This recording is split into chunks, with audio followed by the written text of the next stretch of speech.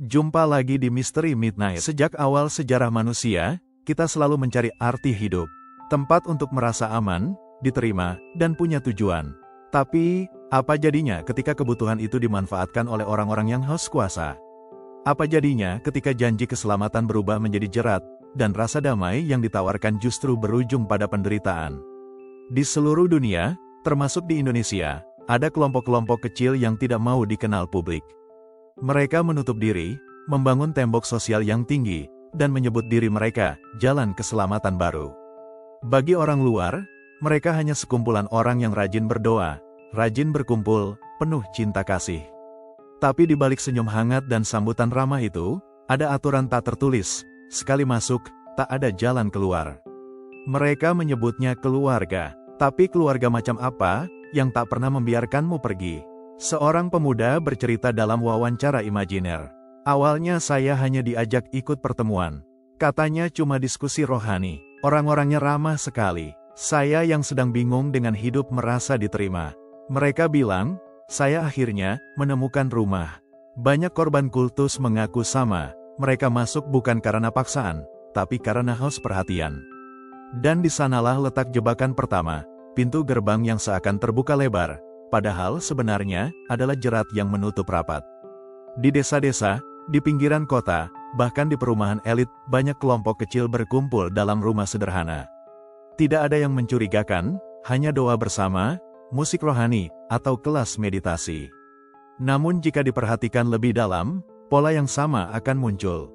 Ada pemimpin harismatik, ada janji keselamatan atau keberkahan khusus. Ada larangan keras untuk mempertanyakan aturan. Dan perlahan, tanpa sadar, hidup para pengikut mulai terikat. Bayangkan, kamu diajak masuk ke sebuah ruangan sederhana. Lampunya redup, dindingnya penuh poster kata-kata penyemangat.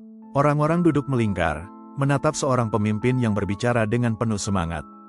Di awal, kata-kata itu terasa indah, kasih, pengampunan, kedamaian. Tapi perlahan, kata-kata itu berubah menjadi aturan. Aturan berubah menjadi larangan. Larangan berubah menjadi ancaman. Dan sebelum kamu sadar, pintu itu terkunci dari dalam. Kultus tidak selalu muncul dengan wajah seram. Justru, kebanyakan hadir dengan wajah yang menenangkan. Pemimpinnya bisa seperti seorang ayah, seorang ibu, atau bahkan sosok yang sangat modern, berbicara tentang motivasi, kebahagiaan, bahkan teknologi. Namun, di balik itu semua, ada pola manipulasi psikologis yang sangat halus. Seperti racun manis yang dimasukkan sedikit demi sedikit ke dalam tubuh. Hingga akhirnya, korban tidak bisa lagi hidup tanpa racun itu. Dari luar, semua tampak normal. Rumah yang tenang, orang-orang yang ramah, senyum yang tulus. Tapi di balik gerbang yang tertutup rapat itu, ada cerita lain.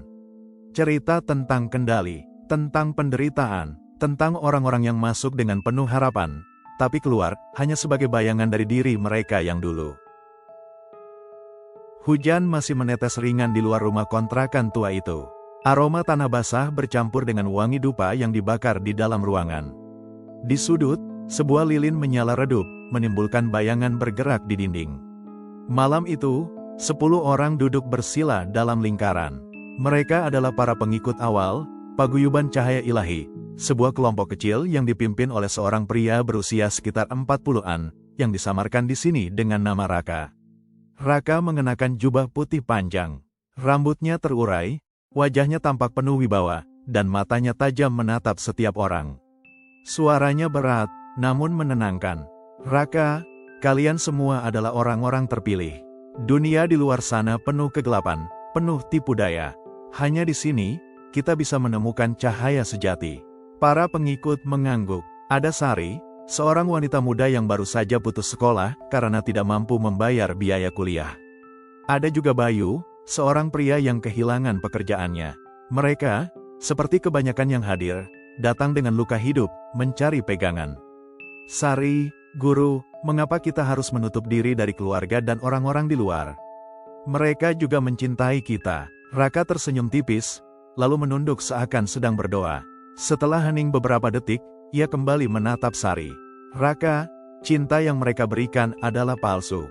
Mereka ingin menarikmu kembali ke dunia penuh dosa. Di sini, hanya ada kasih sejati. Hanya aku yang bisa membimbing kalian menuju keselamatan. Kalimat itu menancap dalam benak Sari. Ia menunduk, mulai merasa bersalah karena sempat meragukan sang guru. Lalu, Raka melanjutkan dengan nada lebih tegas.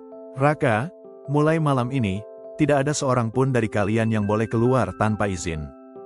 Dunia luar adalah racun. Ingatlah, di sini ada cahaya, di luar hanya kegelapan. Seorang pengikut lain, Wira, mencoba bersuara. Wira, tapi, bagaimana dengan pekerjaan saya, guru? Saya punya keluarga yang masih harus saya nafkahi. Raka mendekatinya, menepuk bahunya pelan, lalu menatap matanya dalam-dalam. Raka, jika kamu percaya penuh pada cahaya, semua kebutuhanmu akan dicukupkan. Jangan khawatir soal duniawi, biarkan aku yang menanggungnya. Kamu hanya perlu menyerahkan hatimu sepenuhnya padaku. Ruangan kembali hening, aura mistis semakin terasa, terutama ketika Raka memimpin doa dengan bahasa yang tidak dipahami para pengikut. Suara lantunan itu seperti mantra. Di luar, suara hujan semakin deras. Di dalam, para pengikut mulai terikat bukan hanya secara batin, tapi juga oleh aturan baru yang perlahan mengurung kebebasan mereka. Dan malam itu, pintu rumah kontrakan tua itu benar-benar terkunci rapat. Hari-hari setelah malam itu, kehidupan para pengikut paguyuban cahaya ilahi berubah drastis. Pagi dimulai bukan dengan bekerja atau sekolah, melainkan dengan ritual panjang yang dipimpin oleh Raka. Di ruang tengah, tikar digelar rapi. Dupa masih menjadi elemen wajib. Para pengikut duduk bersila, menutup mata, mendengarkan suara Raka yang membaca doa-doa dalam bahasa yang asing bagi mereka. Raka, cahaya akan turun bagi siapa saja yang taat. Siapa yang tidak tunduk, akan diliputi kegelapan, bahkan bisa celaka. Kata-kata itu membuat beberapa pengikut mulai resah. Namun tak seorang pun berani membantah. Di sela ritual, Raka mulai memberi ajaran khusus. Ia memisahkan kelompok kecil yang dianggap paling taat, memberikan perhatian lebih, sementara yang dianggap ragu-ragu sering ditegur di depan umum.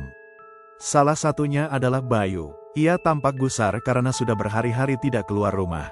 Bayu, guru, saya merasa bersalah pada orang tua saya. Mereka pasti mencariku. Raka mendekatinya, lalu menatap tajam. Raka, itu adalah bisikan kegelapan, Bayu. Kalau kau kembali ke mereka, kau akan kehilangan keselamatan. Ingat, keluarga darahmu bukan yang sejati. Aku, dan saudara-saudaramu di sini, adalah keluarga sejatimu. Bayu terdiam. Kata-kata itu membelah hatinya. Di sudut ruangan, Sari menatap kejadian itu dengan mata berkaca-kaca. Ia mulai mengingat ibunya di kampung. Namun rasa takut lebih besar daripada kerinduannya. Malam hari, aturan baru diberlakukan. Tidak boleh ada komunikasi dengan dunia luar, termasuk telepon. Semua barang pribadi, termasuk ponsel, dikumpulkan oleh Raka. Raka, kalian belum cukup kuat untuk melawan godaan dari luar. Serahkan semua pada aku. Aku akan menjaga kalian dari racun dunia. Pengikut patuh menyerahkan barang mereka. Ada rasa lega, tapi juga cemas. Hari demi hari, perlahan mereka terputus dari dunia luar. Dan setiap kali ada keraguan, Raka selalu menggunakan ancaman halus. Raka, siapa yang meninggalkan cahaya ini, hidupnya akan hancur. Penyakit, kemalangan, bahkan kematian akan mengikutinya. Itu sudah terjadi pada mereka yang tidak taat. Suasana mencekam menyelimuti ruangan. Para pengikut mulai percaya bahwa keselamatan mereka benar-benar bergantung pada sosok Raka. Namun, di balik semua itu, ada satu orang yang mulai menyadari kejanggalan. Wira, pria yang sebelumnya ragu meninggalkan pekerjaannya, mencatat dalam benaknya setiap kata-kata sang guru. Malam itu, ketika semua orang sudah tertidur, Wira duduk diam di pojok, menatap pintu yang terkunci. Dalam hatinya, ia bergumam, apakah benar ini cahaya, atau justru bayangan gelap yang menyamar? Malam itu, udara di luar pondok terasa dingin menusuk. Bulan sabit menggantung pucat di langit. Namun di dalam ruang tengah pondok, paguyuban cahaya ilahi, suasananya semakin panas dan tegang. Raka memanggil semua pengikutnya berkumpul. Tidak seperti biasanya, kali ini ia mengenakan jubah hitam panjang, dengan kain merah melilit di pinggang. Api dari lilin besar berwarna merah menyala di sekelilingnya, memantulkan bayangan wajahnya yang tampak menyeramkan. Raka, malam ini, kalian akan melihat cahaya sejati. Tapi hanya mereka yang benar-benar taat yang akan diberi kesempatan. Semua pengikut menunduk, ketakutan bercampur penasaran. Raka lalu menunjuk 3 orang, Sari, Bayu, dan Wira. Mereka diminta duduk di lingkaran depan, sementara yang lain berdiri mengelilingi ruangan. Dupa tebal kembali dibakar, kali ini aromanya lebih menusuk dari biasanya. Asap mengepul memenuhi ruangan, lampu dimatikan, hanya tersisa cahaya lilin merah. Raka, tutup mata kalian. Bayangkan semua hal buruk dalam hidup kalian terbakar abis. Jangan biarkan bayangan dunia luar meracuni jiwa. Aku yang akan menanggung dosa kalian. Sari menutup mata, tubuhnya gemetar. Bayu menggenggam lututnya erat. Sedangkan Wira hanya setengah menuruti, ia tetap menyisakan celah untuk mengintip. Raka mulai melantunkan mantra dalam bahasa asing. Suaranya naik turun, kadang terdengar seperti bisikan, kadang seperti teriakan. Lalu ia mengeluarkan sebuah mangkuk berisi cairan merah pekat.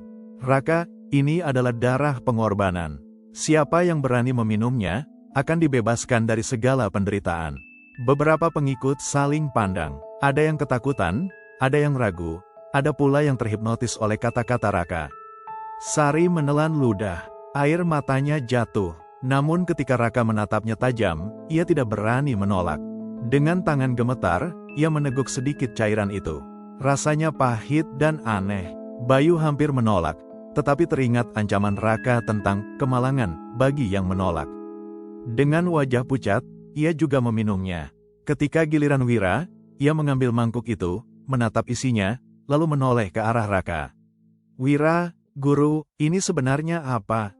Raka tersenyum miring. Raka, itu bukan untuk kau pertanyakan. Kau hanya perlu percaya. Pertanyaan adalah tanda keraguan, dan keraguan adalah jalan menuju kehancuran. Wira pura-pura meneguk cairan itu, tapi sebenarnya hanya menempelkan bibirnya tanpa menelan. Ia tahu ada sesuatu yang tidak beres. Setelah itu, Raka mengangkat kedua tangannya. Raka, kalian semua sekarang bukan lagi manusia biasa. Kalian sudah menjadi hamba cahaya. Mulai malam ini, hidup dan mati kalian ada di tanganku. Para pengikut bertepuk tangan lemah, beberapa bahkan menangis histeris, percaya bahwa mereka telah melalui ritual sakral. Namun di dalam hati Wira, semakin kuat keyakinan bahwa mereka semua sedang dipermainkan. Ia berjanji dalam hati, aku harus tahu apa sebenarnya yang terjadi di balik semua ini. Dan itulah awal dari kecurigaan yang kelak akan membuka rahasia gelap Raka. Beberapa minggu setelah ritual pertama, suasana di pondok, paguyuban cahaya ilahi, semakin berubah. Para pengikut tak lagi terlihat seperti orang biasa. Mereka tampak seperti tubuh kosong yang hanya bergerak mengikuti instruksi. Raka semakin sering mengadakan pertemuan tengah malam. Setiap kali, ia menambah aturan baru. Tidak boleh berhubungan dengan keluarga di luar paguyuban. Tidak boleh menggunakan ponsel tanpa izin. Tidak boleh mempertanyakan keputusan guru. Semua orang menurut. Bahkan ada yang dengan sukarela menyerahkan tabungan dan harta benda mereka kepada Raka, dengan keyakinan bahwa materi dunia hanya akan membawa celaka. Di salah satu malam, Raka kembali berbicara dengan nada menghipnotis. Raka, keluarga kalian di luar sana tidak mengerti. Mereka hanya akan menghalangi jalan menuju pencerahan. Jika kalian masih terikat pada mereka, maka kalian belum siap. Sari menangis terisak. Ia merindukan anaknya yang masih kecil di kampung. Tapi ketika ia mencoba bicara, Raka menatapnya tajam. Raka, Sari, kau ingin anakmu selamat. Percayalah, satu-satunya cara adalah melalui aku. Jika kau menolak, justru kemalangan akan menimpa keluargamu. Sari terdiam, rasa bersalah dan ketakutan bercampur, membuatnya semakin terjerat. Di sisi lain, Wira semakin yakin ada manipulasi besar. Ia memperhatikan cara Raka berbicara, selalu menggunakan rasa takut sebagai alat kendali. Jika tidak patuh, akan ada kutukan. Jika patuh, akan ada keselamatan. Suatu malam, setelah sesi panjang, Raka memanggil Bayu secara pribadi. Raka, Bayu, aku lihat hatimu masih goyah.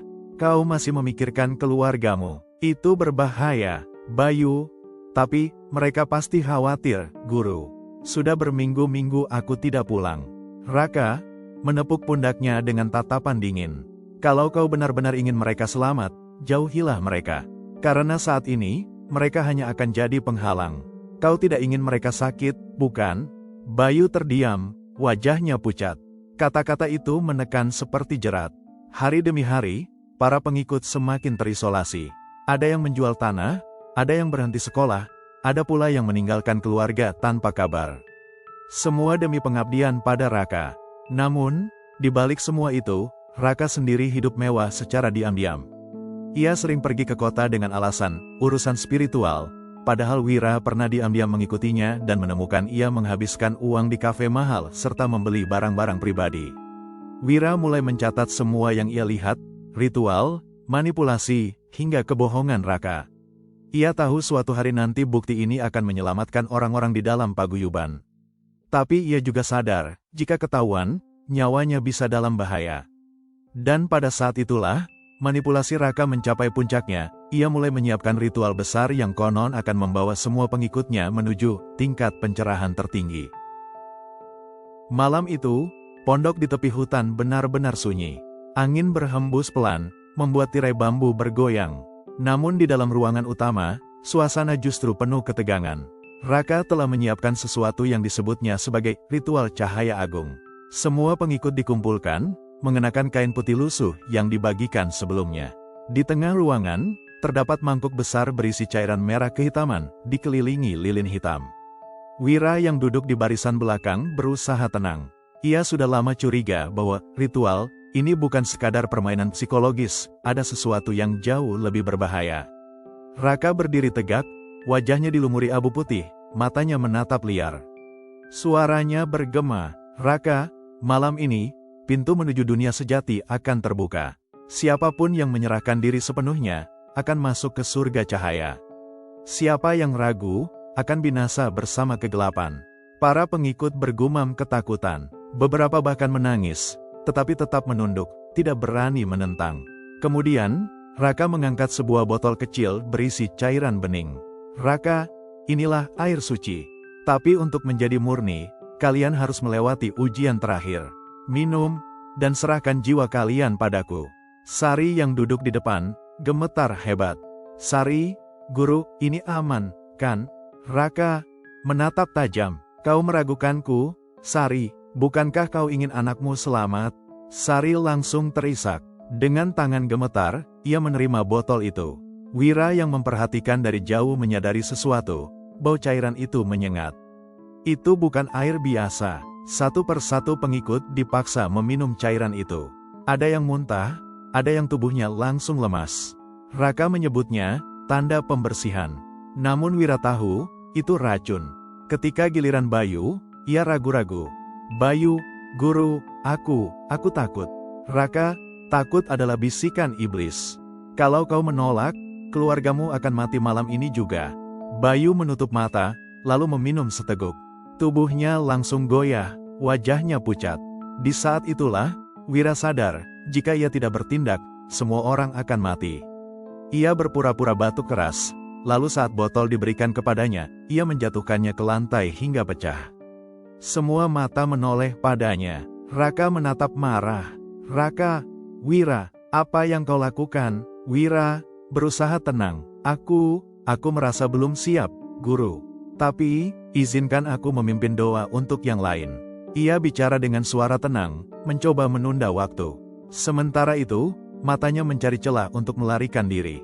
Beberapa pengikut sudah mulai tergeletak lemas. Sari menjerit lirih melihat Bayu hampir pingsan.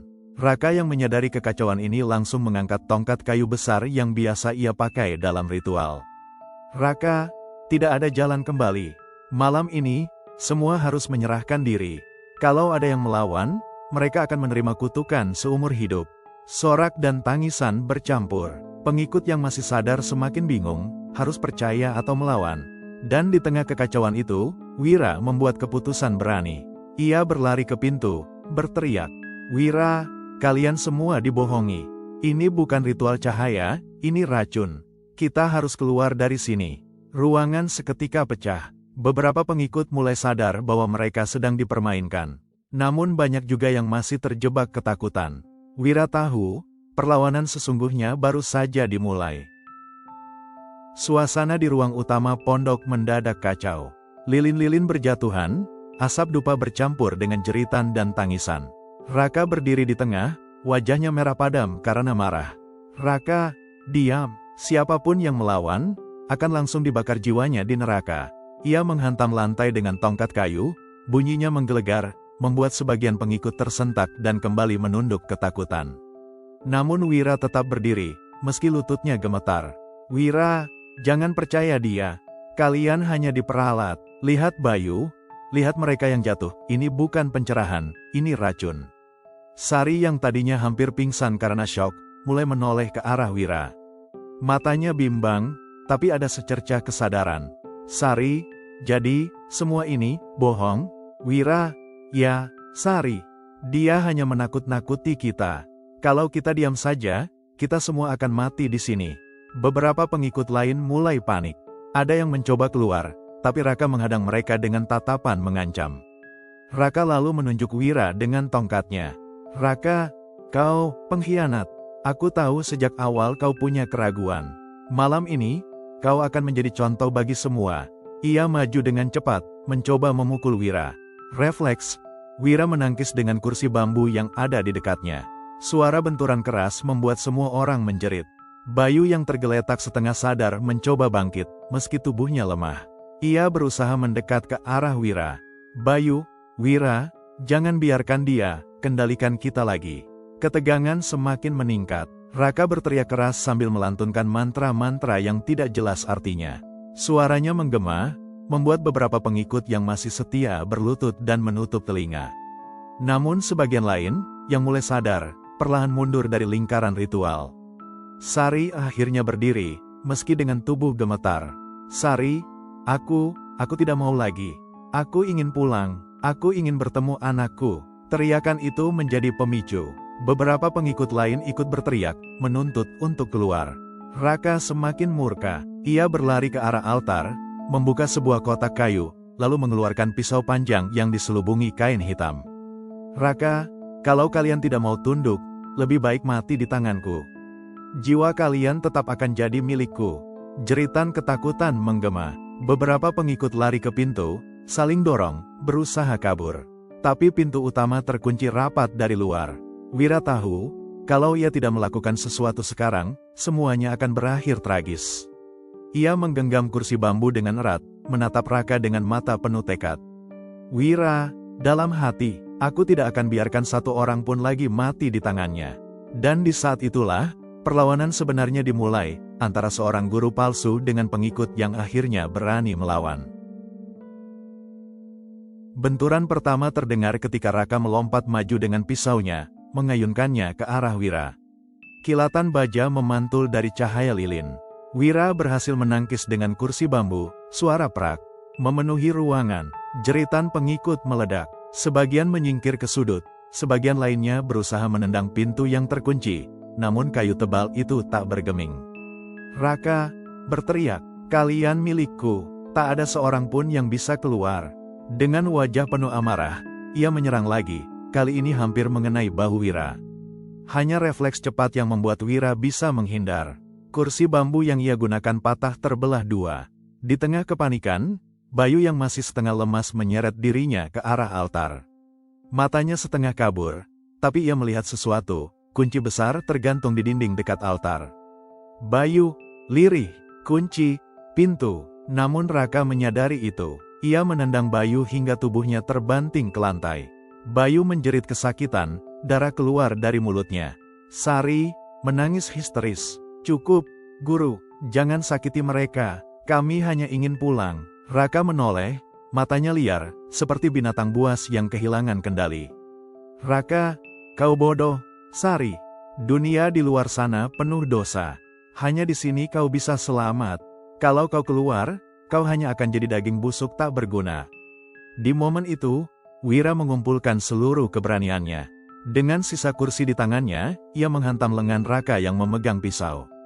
Pisau itu terlempar, jatuh beberapa meter ke lantai. Raka meraung marah, lalu mendorong Wira hingga terhantam dinding bambu. Sari yang melihat kesempatan langsung berlari ke arah kunci. Tangannya gemetar ketika meraihnya, tapi ia berhasil. Sari, aku dapat kuncinya. Para pengikut yang lain bersorak lemah, seakan melihat harapan terakhir.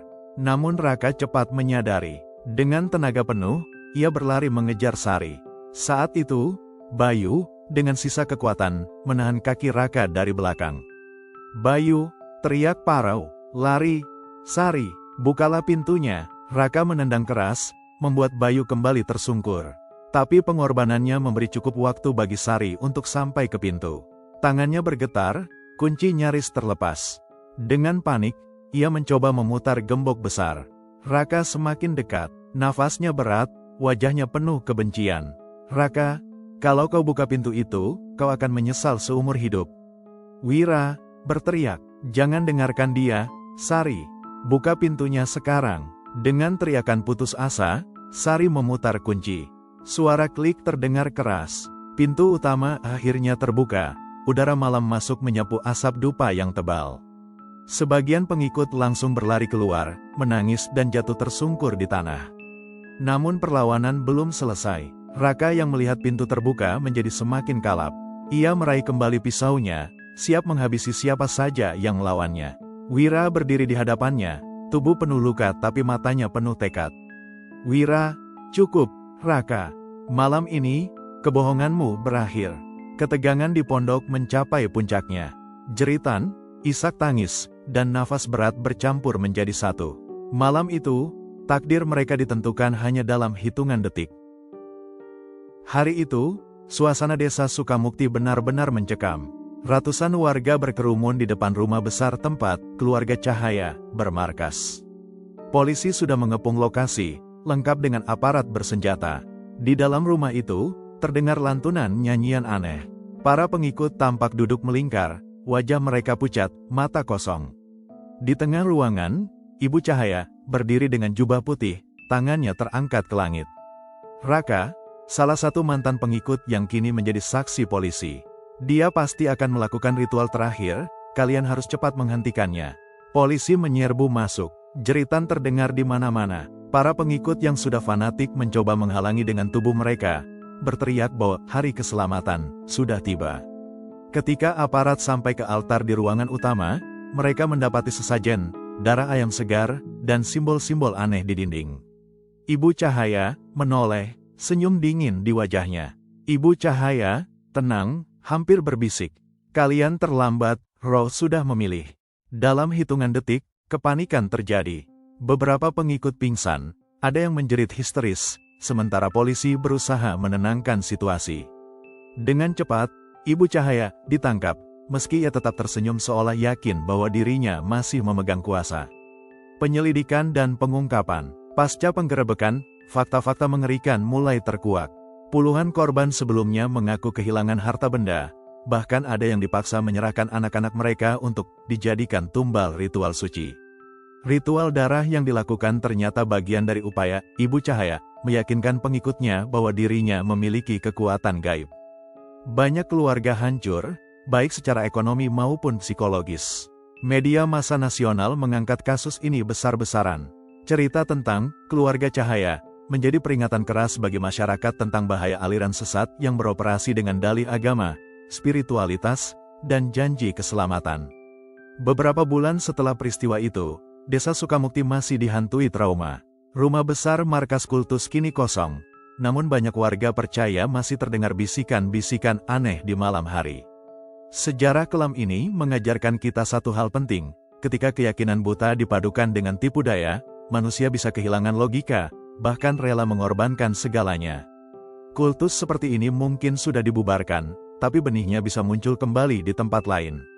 Waspadalah, karena bahaya kadang datang dengan wajah yang seolah penuh cahaya. Jangan lupa untuk subscribe, like, dan komen ya. Terima kasih.